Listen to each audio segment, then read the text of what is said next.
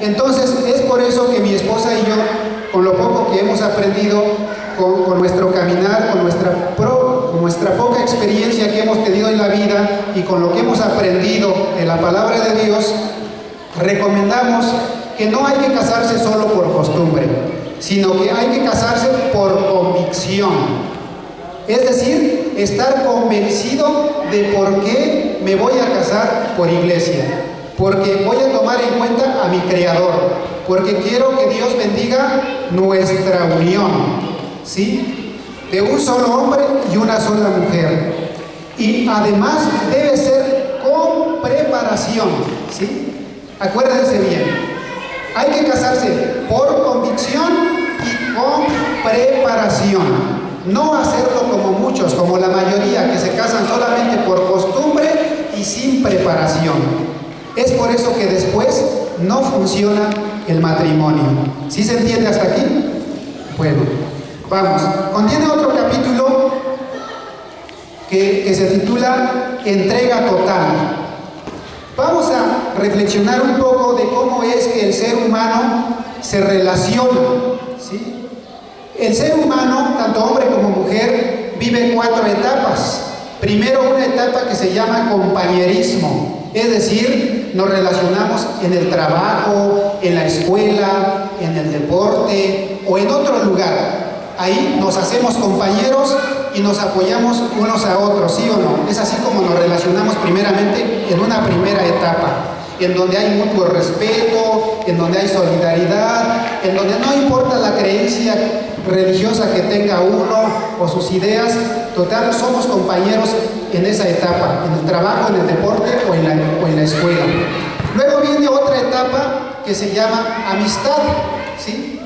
Es cuando ya seleccionamos, cuando ya definimos con quienes tenemos más acercamiento, más confianza, en donde ahora sí, entonces la amistad como que pasa a ser algo espiritual, donde tenemos que compartir ciertos ideales, donde tiene que haber cierta coincidencia en valores, en ideales, en donde alguien tiene que ceder para que se mantenga esa amistad según la circunstancia, en donde tiene que haber algunos sacrificios para aceptarse, para apoyarse mutuamente, así como somos, en la etapa de la amistad, ¿sí? ¿Sí se va entendiendo? Es la segunda etapa. Después viene otra etapa que ya es el noviazgo. Ahora sí ya está de por medio hasta el propio cuerpo, ¿sí? Porque ahora como que cuando ya inicia la etapa del noviazgo, como que yo encontré un tesoro, ¿sí? Un tesoro que entonces hasta vienen los celos, entonces yo deseo que nadie me la quite, ¿verdad? Sí, porque la he encontrado y quiero conocerla. Es una etapa para conocerse.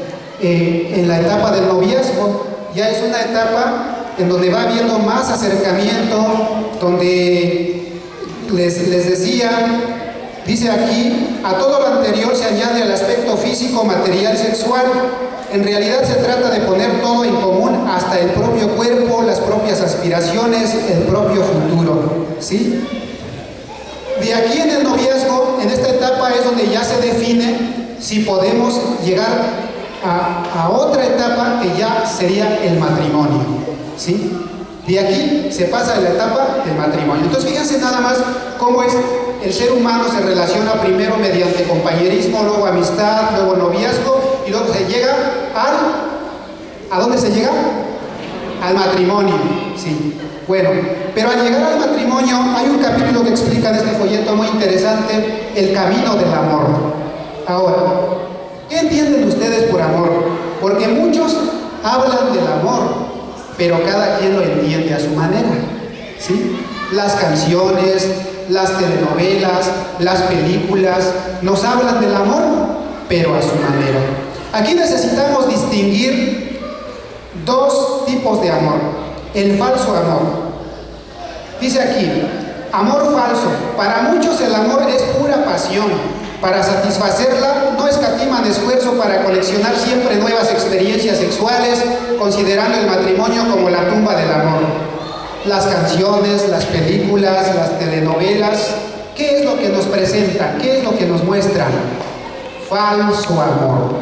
Porque cuando vemos una telenovela, ahí lo que vemos es que nos refleja envidia, traición, infidelidad, odio, rivalidad, todo esto. Entonces, eso es falso amor, ¿sí? Pero dice en la otra parte, amor verdadero. Mientras el amor falso es engañoso, deprime y destruye, el amor verdadero gratifica profundamente y ayuda a crecer. ¿En qué consiste el amor verdadero? Les pregunto a los de este lado. Que nos ayuda mutuamente a crecer. De este lado, ¿qué es el amor? El amor verdadero. ¿Nos sentamos allá? ¿Perdón? Gratifica. Bueno, en concreto, el amor verdadero consiste en buscar el bien del otro, en buscar el bien de mi esposa y ella buscar el bien mío, ¿sí? Entonces, en eso consiste el verdadero amor. Dice aquí, en buscar el bien de la persona que se quiere y en esta búsqueda encontrar la propia satisfacción. El amor es entrega, deseo de hacer feliz a la persona amada, ¿sí? Y eso tiene que estar fundamentado en el respeto, en la comprensión, en la paciencia, en muchos valores, ¿sí? Entonces, vamos a ver algunos ejemplos ahora que Cristo nos da. Vamos a, los que traen Biblia, busquen el Evangelio de Juan, capítulo 15, versículo 13. Vamos a ver cómo es el amor verdadero, a ejemplo de Cristo, ¿sí? Mi esposa le va a dar lectura y nos sigue. No hay amor más grande que dar la vida por sus amigos. Esto lo dijo Jesús.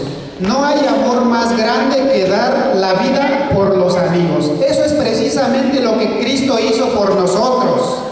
Dio su vida, entregó su vida en la cruz por la salvación de la humanidad, por la salvación de todos y cada uno de nosotros. De esa manera es como se muestra el grande amor, ¿sí? Vamos a ver qué dice primera carta de Juan, capítulo 3, versículo 16. Es uno de los últimos libros, por ahí poco antes del Apocalipsis. Primera carta de Juan, capítulo 3, versículo 16 al versículo 18. Él, Jesucristo, entregó su vida por nosotros y en esto hemos conocido el amor. Ahora también nosotros debemos dar la vida por los hermanos. Si uno goza de riquezas en este mundo y cierra su corazón cuando ve a su hermano en apuros, ¿cómo puede permanecer en el amor de Dios? Hijitos, no amemos con puras palabras y de labios para afuera, sino de verdad y con hechos. Hijitos, no amemos con puras palabras y de labios para afuera, sino con hechos, con hechos. Jesucristo ya nos dio ejemplo, nos amó con hechos, entregando su vida en la cruz, ¿sí? Entonces no basta con que yo le diga con puras palabras de labio para afuera a mi esposa, te amo Juanita, sino que tengo que demostrarlo con hechos, con mi actitud, con mi buen comportamiento, ¿sí? No de labios para afuera. Así nos enseña la palabra de Dios. Primera de Juan, capítulo 4, versículo 7 al 12. Ahí en ese mismo libro. Queridos míos, amémonos unos a otros, porque el amor viene de Dios. Todo el que ama ha nacido de Dios y conoce a Dios. El que no ama no ha conocido a Dios, pues Dios es amor. Miren cómo se manifestó el amor de Dios entre nosotros. Dios envió a su único Hijo a este mundo para que tengamos vida por medio de Él. En esto está el amor. No es que nosotros hayamos amado a Dios, sino que Él nos amó primero y envió a su Hijo como víctima por nuestros pecados. Queridos, si Dios nos amó de esta manera, también nosotros debemos amarnos mutuamente. A Dios no lo ha visto nadie jamás, pero si nos amamos unos a otros, Dios está entre nosotros y su amor ha llegado a su plenitud en nosotros. Palabra de Dios. Alabamos, Señor. Entonces, el que no ama no ha conocido a. El que ama ha conocido a. Dios.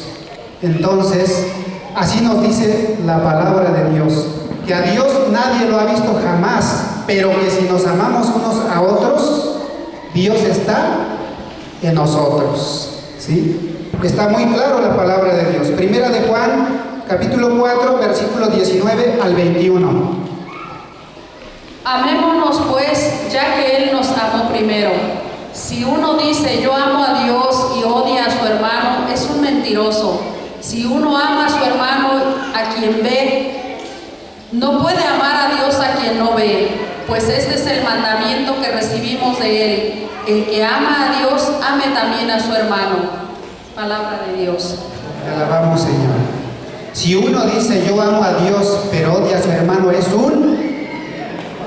un mentiroso, ¿sí? Entonces, si yo digo amo a Dios y trato mal a mi esposa, le tengo coraje, entonces soy un mentiroso, ¿sí? Entonces, necesitamos seguir el ejemplo de Cristo.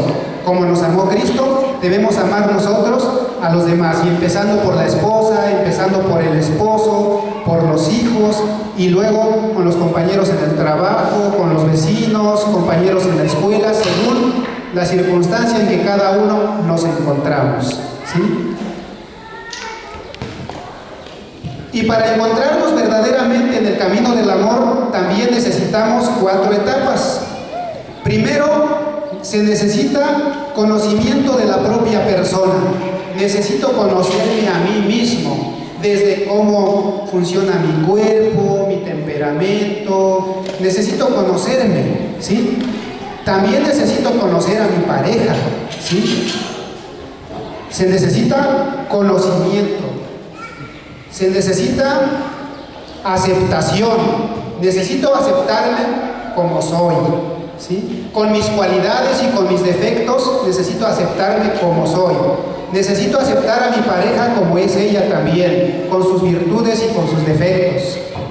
Entonces, se necesita conocimiento, aceptación, se necesita diálogo conmigo mismo y diálogo con mi pareja, ¿sí?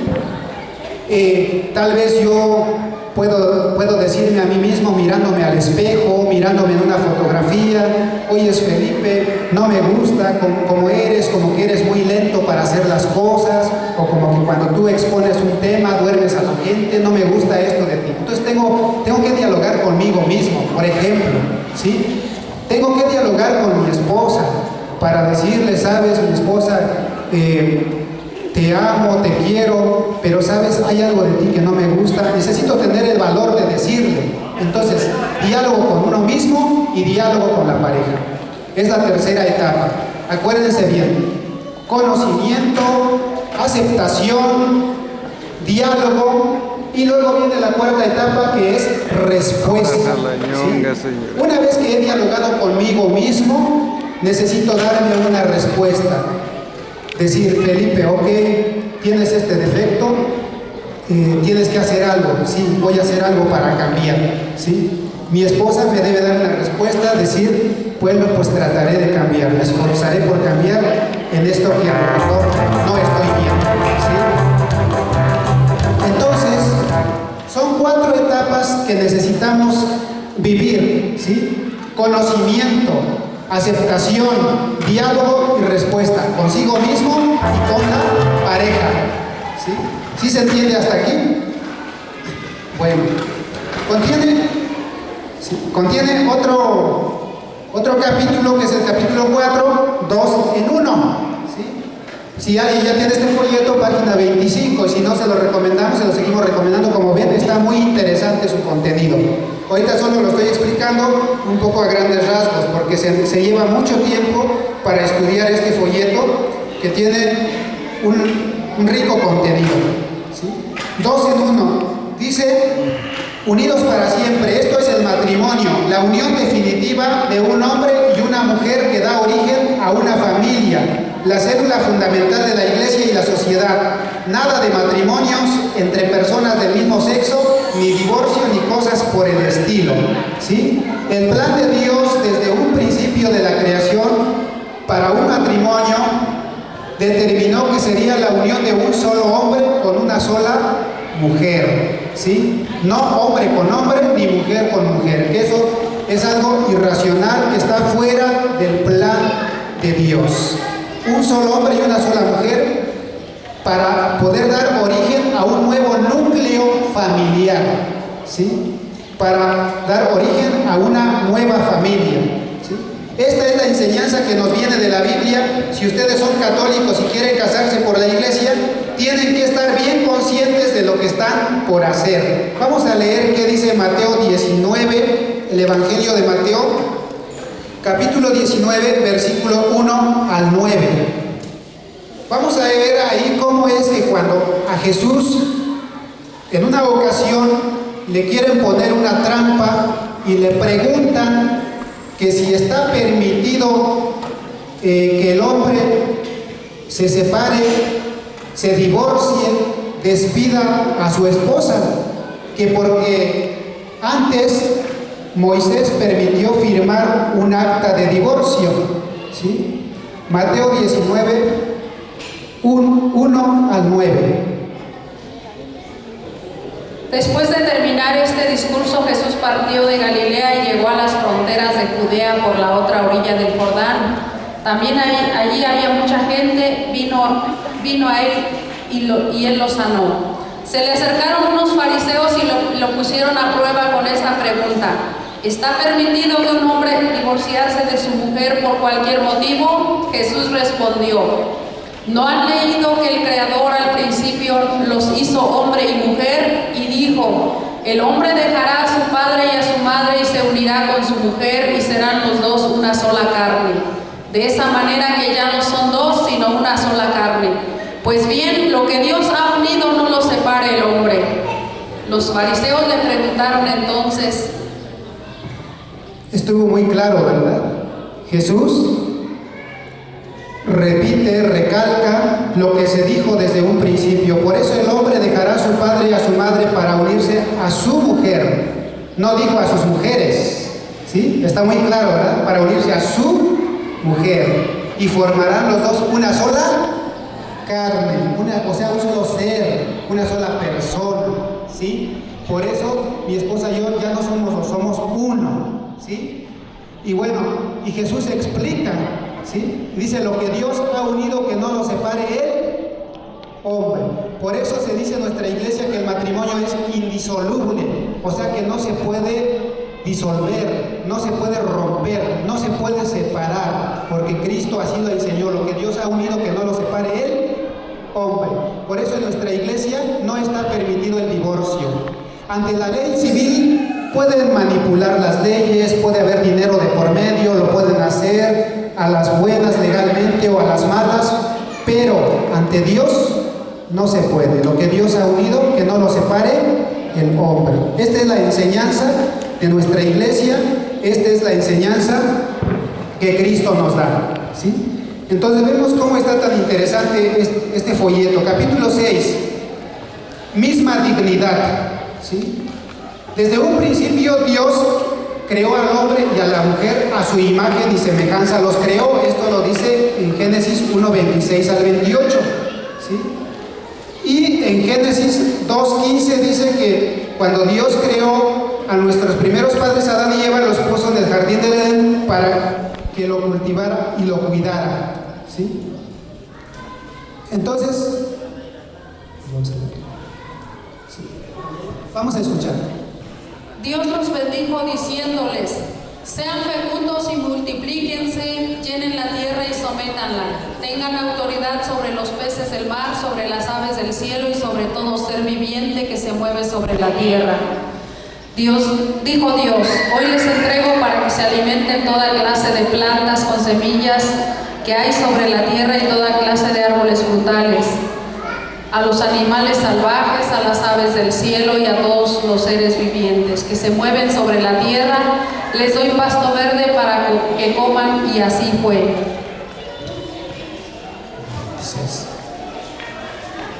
Ahora, Génesis 1, 26 al 28. Dijo Dios: hagamos al hombre a nuestra imagen y semejanza, que tengan autoridad sobre los peces del mar y sobre las aves del cielo, sobre los animales del campo, las fieras salvajes y los reptiles que se arrastren por el suelo. Y creó Dios al hombre a su imagen. A imagen de Dios lo creó, varón y mujer los creó. Vemos aquí cómo es que entonces Dios creó al hombre a su imagen y semejanza, pero no en el sentido de que Dios entonces también tiene brazos, tiene piernas, no, sino que cuando dice que nos creó a su imagen y semejanza, quiere decir que nos dio inteligencia, ¿sí? Algo que no tienen las plantas ni los animales. El hombre es el rey de la creación. Todo lo que Dios creó lo puso bajo sus pies, lo puso en sus manos. Entonces nosotros somos responsables de todo lo que nos rodea, de la naturaleza, de los animales. Somos los responsables. Dios los creó para nosotros, como un apoyo para nosotros, para nuestro bien, pensando en nosotros. Entonces el hombre es el ser más perfecto de la creación, porque tiene inteligencia, algo que no tienen las plantas ni los animales. En ese sentido, nos creó a su imagen y semejanza. Pero no solamente somos criaturas de Él, sino que somos hijos de Dios. Vamos a leer Gálatas 4 al 7.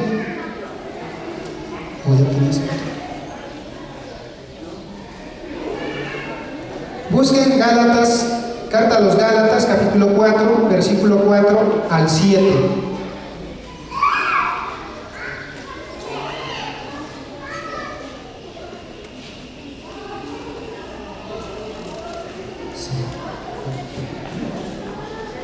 Pero cuando llegó la plenitud de los tiempos, Dios envió a su Hijo que nació de mujer y fue sometido a la ley, con el fin de rescatar a los que estaban bajo la ley, para que así recibiéramos nuestros derechos como hijos. Ustedes ahora no son hijos, y como son hijos, Dios ha mandado a nuestros corazones el espíritu de su propio Hijo que clama al Padre, Abba, o sea, Padre. De modo que ya no eres esclavo, sino hijo, y siendo hijo, Dios te da la herencia. Ahora primera de Juan, capítulo 3, versículo 1 al 2. Aquí en este texto ya escuchamos que, pero cuando llegó la plenitud de los tiempos, Dios envió a su Hijo, o sea, Jesucristo, el cual nació de mujer, o sea, de la Virgen María, ¿sí? Para hacernos hijos de Dios, ¿sí? Y para recibir el Espíritu, y así poder decir Abba, que quiere decir Padre. Por eso es que ahora nosotros decimos Padre cuando nos dirigimos a Dios, porque así nos enseñó Jesús. Miren qué amor tan singular nos ha tenido el Padre, que no solo nos llamamos hijos de Dios, sino que lo somos. Por eso el mundo no nos conoce, porque no lo conoció a Él. Amados, a pesar de que ya somos hijos de Dios, no se ha manifestado todavía lo que seremos, pero sabemos que cuando Él aparezca en su gloria, seremos semejantes a Él, porque lo veremos tal como es. Como ya escuchamos, no solamente nos llamamos hijos de Dios, sino que somos hijos de Dios. Por la fe en Cristo, por el bautismo, ahora somos hijos de Dios. No solamente nos llamamos, sino que somos hijos de Dios. ¿Sí? Bueno, vamos a leer entonces ahora Gálatas 3:28.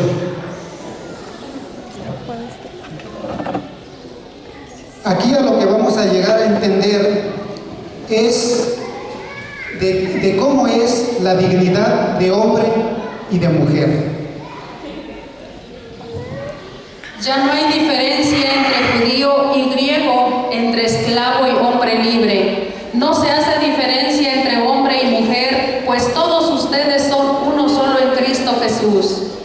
Ya no hay diferencia entre judío y griego, ni hombre ni mujer. Todos somos iguales, valemos iguales ante Cristo.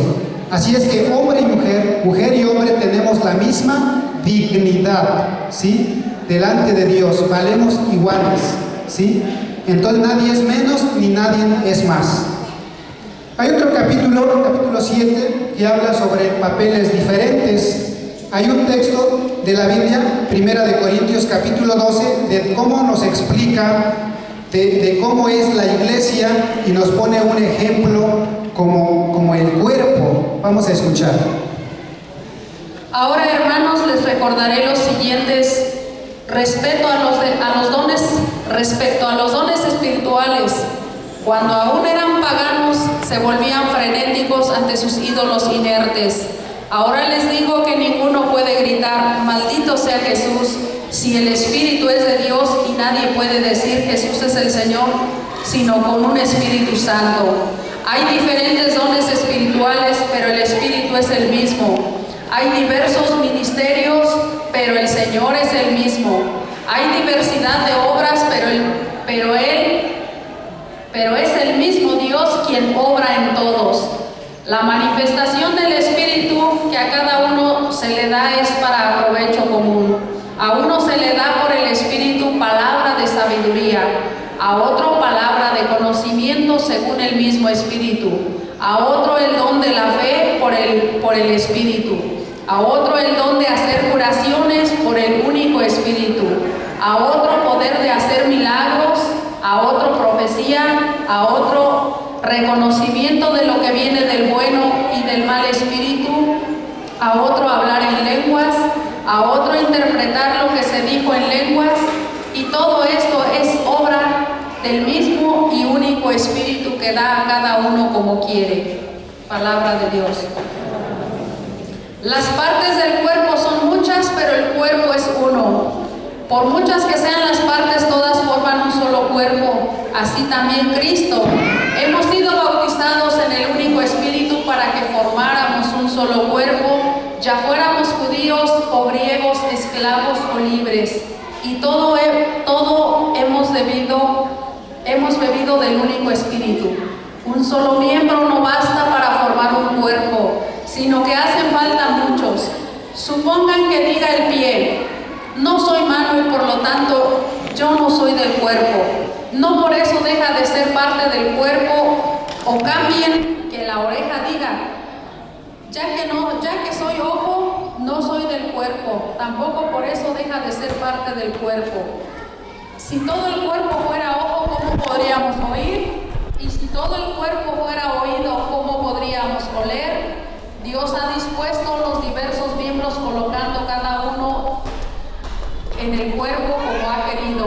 Si todos fueran el mismo miembro, ¿dónde estaría el cuerpo? Pero hay muchos miembros y un solo cuerpo. El ojo no puede decir a la mano, no te necesito, ni tampoco la cabeza decir a los pies, no los necesito. Aún más, las partes del cuerpo que parecen ser más débiles son más necesarias, y a las que son menos honorables las tratamos con mayor respeto.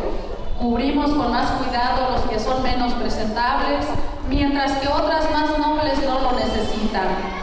Dios, al organizar el cuerpo, tuvo más atenciones por lo que era último para que no se dividiera el cuerpo. Todas sus partes han de tener la misma preocupación unas por otras. Si un miembro sufre, todos sufren con él. Y si un miembro recibe honores, todos se alegran con él. Ustedes son el cuerpo de Cristo y cada uno en su lugar es parte de él. En primer lugar, están los que Dios hizo apóstoles en la iglesia. En segundo lugar, los profetas. En tercer lugar, los maestros. Después vienen los milagros,